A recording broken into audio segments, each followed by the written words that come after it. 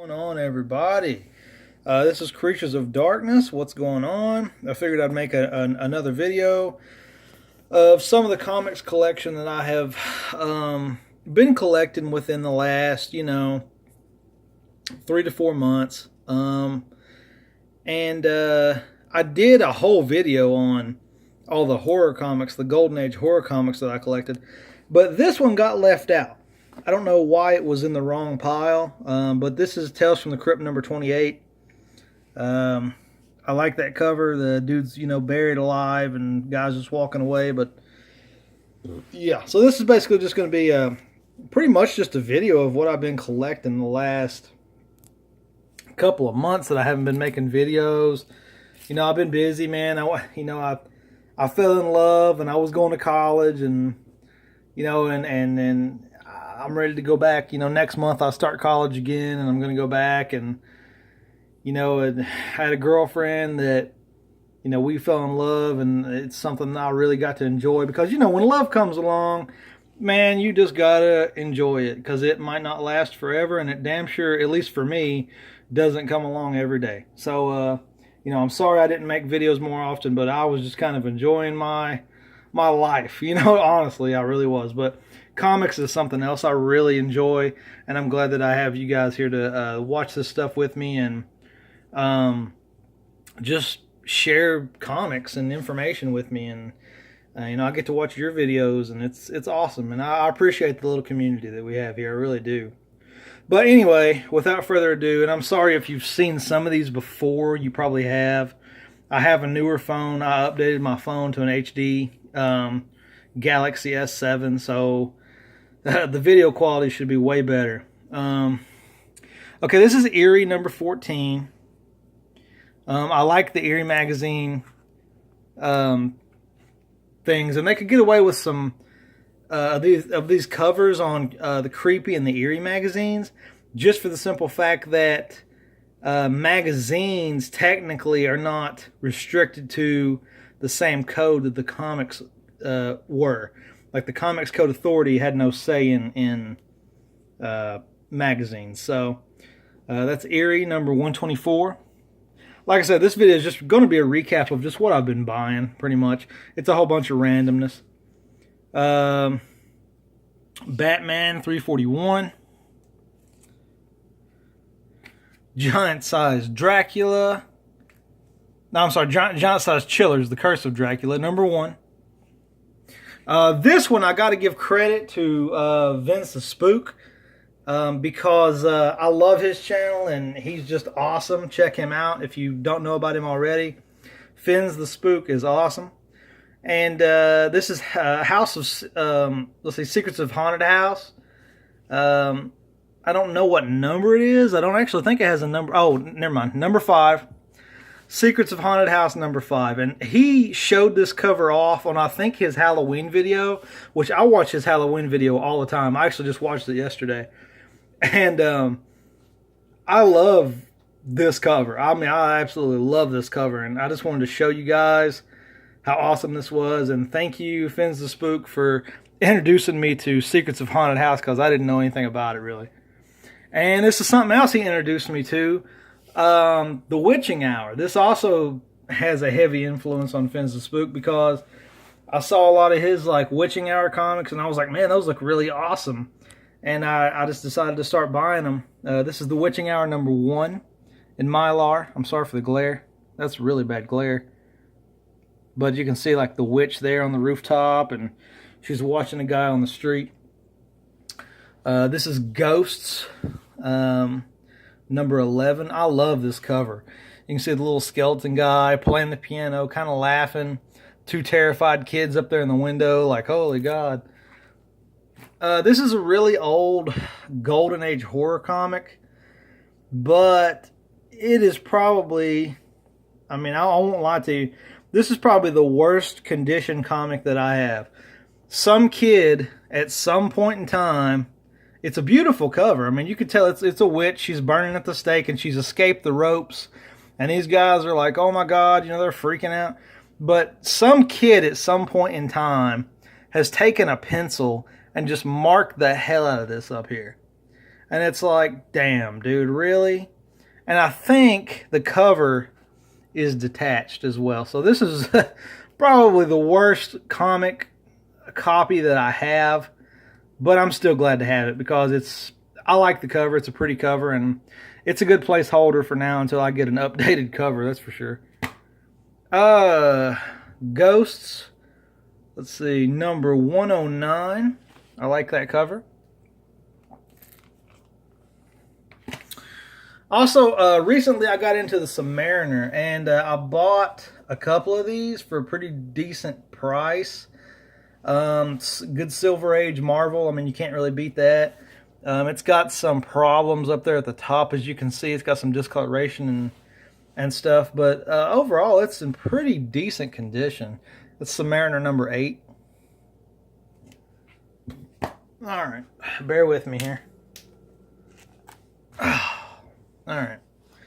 Submariner number 4. That one's in pretty good condition. The only thing that's really wrong with it, it's got a crease right up here. But other than that, it's a pretty good condition book. This one, as you can tell, is eat up. I don't know what has happened to the spine and like down through here. It looks like at one point like maybe tape or something was on it. And over here, like on this part, man, it's just destroyed. But I got this in a bundle for like, I think it was like 20 or 30 bucks. So I bought it in a bundle. So it's a good reader. Like if you just want to read a story, it's a good comic to do that because the inside looks pretty decent. I mean, there's nothing really wrong with the pages. But the cover is just atrocious. So it's a good reader, but I'm going to update that eventually. I'm eventually going to buy a better quality Submariner number 2 because this one is just eat up horribly. Submariner number 3, pretty good condition. Nothing's really wrong with this one. Wait a minute, I don't know why that was on there. Sorry.